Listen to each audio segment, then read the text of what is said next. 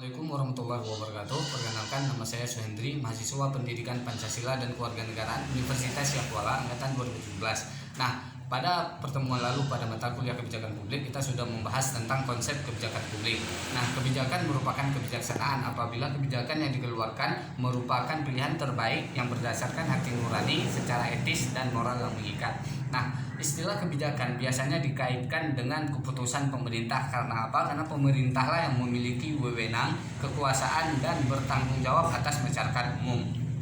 Nah, berdasarkan sifatnya, kebijakan itu bisa dibagi menjadi dua. Yang pertama, kebijakan bersifat umum. Yang kedua, kebijakan bersifat privat.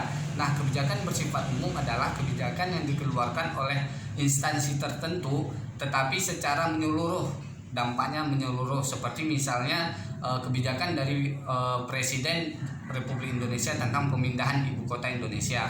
Nah, selanjutnya kebijakan yang bersifat privat. Nah, kebijakan yang bersifat privat ini merupakan kebijakan yang dikeluarkan tetapi ada batasan-batasannya. Seperti misalnya kebijakan yang dikeluarkan oleh Kemendikbud atau Menteri Pendidikan tentang sistem pembelajaran jarak jauh di masa pandemi COVID-19.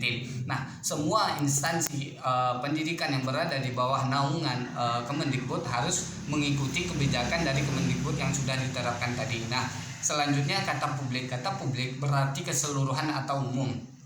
Selain itu, kata publik juga berarti atau bermakna seperti orang banyak, khalayak ramai, dan juga masyarakat luas.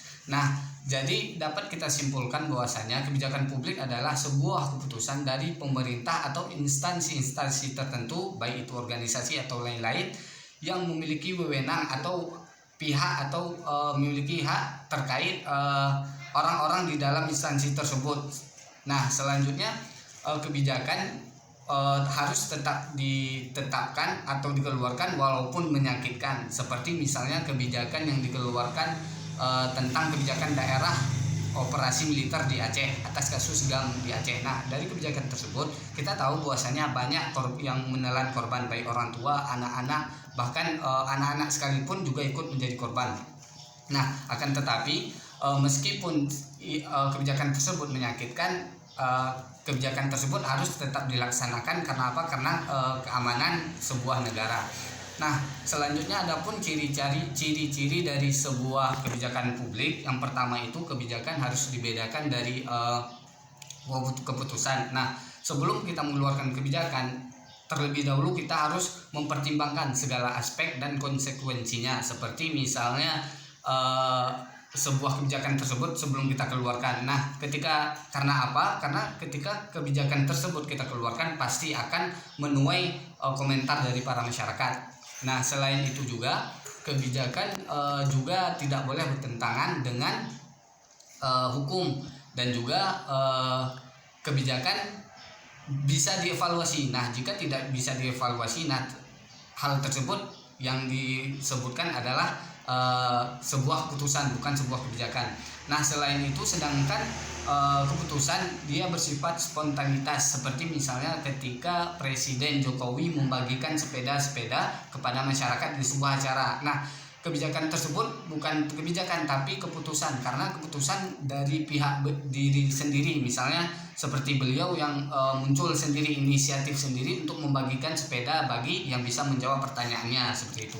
Nah, selanjutnya yang kedua adalah kebijakan mempunyai harapan, seperti itu. Nah, artinya setiap kebijakan tersebut mempunyai harapan-harapan seperti harapan masyarakat banyak. Jadi ketika kebijakan tersebut dikeluarkan tidak boleh hanya pihak-pihak tertentu yang sesuai harapan, tetapi harus masyarakat ramai juga tercapai harapannya, seperti itu. Seperti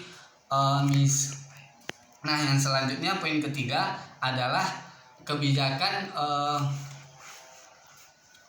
yang ketiga adalah kebijakan bersifat. Yang ketiga adalah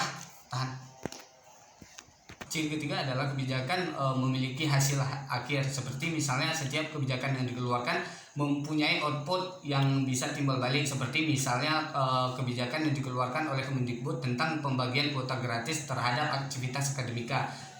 Kita fokuskan kepada guru. Nah, seorang guru yang mendapat kuota dari Kemendikbud bertujuan agar penghasilan selain dari tersebut bisa dipergunakan untuk memajukan ekonomi keluarga. Nah, selanjutnya yang keempat adalah kebijakan mempunyai tahapan atau proses. Yang pertama itu ada beberapa tahapannya. Yang pertama tahapan perencanaan kebijakan, tahapan perumusan kebijakan, tahapan legitimasi kebijakan, tahapan implementasi kebijakan, dan yang terakhir itu ada kebijakan evaluasi kebijakan ketika kebijakan tersebut sudah diterapkan. Nah, yang kelima adalah kebijakan memiliki hubungan antar organisasi dan juga intraorganisasi. Nah, tidak heran apabila sebuah kebijakan tersebut memiliki kerjasama, pasti ada unsurnya. Mereka tidak berdiri sendiri. Seperti misalnya tentang pembagian kuota ini. Nah, pembagian kuota yang dari Kemendikbud pasti bekerja sama dengan Telkomsel. Tidak bisa Kemendikbud yang memberikan kuota, tetapi pihak Kemendikbud dan pihak Telkomsel memiliki kerjasama untuk menjalankan sebuah kebijakan tersebut. Nah, selanjutnya adalah ruang lingkup dari kebijakan publik. Nah, akademisi, pemerintah, dan LSM merupakan pihak-pihak yang mengambil sebuah kebijakan. Nah, sedangkan lingkupnya adalah media, ekonomi, perdagangan, parpol, dan juga masyarakat. Itu merupakan lingkup dari sebuah kebijakan. Nah, tetapi hasil atau tujuan dari semua tersebut tetap sama, yaitu memajukan kesejahteraan masyarakat. Nah, selanjutnya adalah sistem kebijakan publik. Nah, sistem kebijakan publik sebagian besarnya itu dipegang oleh stakeholder. Nah, siapa stakeholder? Stakeholder adalah pemerintah, DPR, pengusaha, LSM, dan juga orang-orang profesional, dan dampaknya bisa terhadap masyarakat umum dan juga terhadap masyarakat internasional. Nah, mungkin ini saja yang dapat saya sampaikan. Cukup dari saya tutup. Wassalamualaikum warahmatullahi wabarakatuh.